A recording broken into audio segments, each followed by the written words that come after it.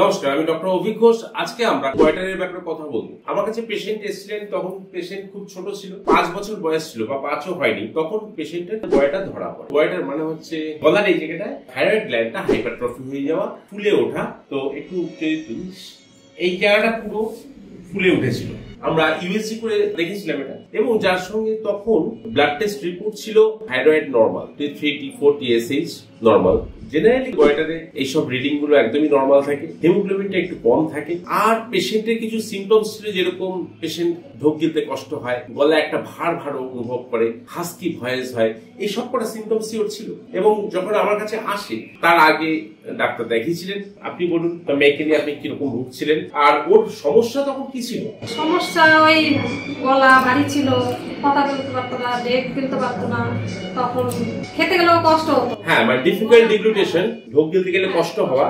আর ভয়েসের দিক দিয়ে কমে আসছিল, ভয়েসটা ভারী হয়ে যাচ্ছিল। মানে সবকটা সিমটমসই ছিল।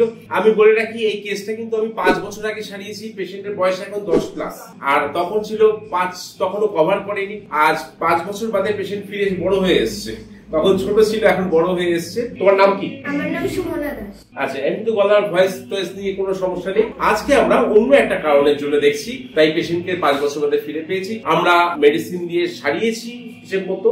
এই কেসটার ক্ষেত্রে আমরা ওষুধ দিয়েছিলাম ক্যালকেরিয়া ফস 0/পটেসিয়াম 1, 2, 3, 4 করে আমরা বাড়িয়েছিলাম। তাতে আমরা 7 মাস ট্রিটমেন্ট করেছি। 7 মাস ট্রিটমেন্টের পরে পেশেন্ট ছুটি দেওয়া হয়েছে। আজকে 5 বছর 6 বছর বাদে ফেরত এসছে। গয়টার হোমিওপ্যাথিতে কাজ হয় এবং সুন্দর কাজ হয়, আমি দেখাতে পেরেছি। একটু দেখিয়ে দাও।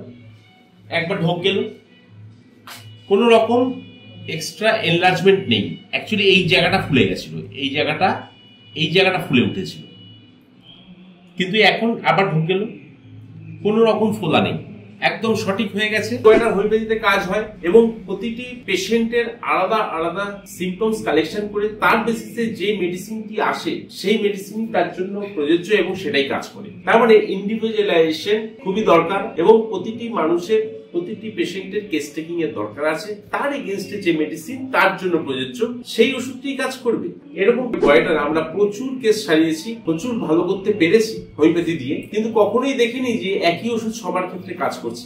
এই ক্ষেত্রে ক্যালকেরিয়া ফস কাজ করেছে, অন্যান্য পেশেন্টদের ক্ষেত্রে অন্যান্য ওষুধ কাজ করেছে। একটি মা তার মেয়ের জন্য প্রথমেই যে উদ্বেগটা ছিল যে গয়টার হয়েছে, গলার তলটা ফুলে গেছে, খুবই বাজে লাগছিল, সেই জায়গাটা থেকে উনি মুক্তি পেয়েছেন। আপনি কেমন লাগছে?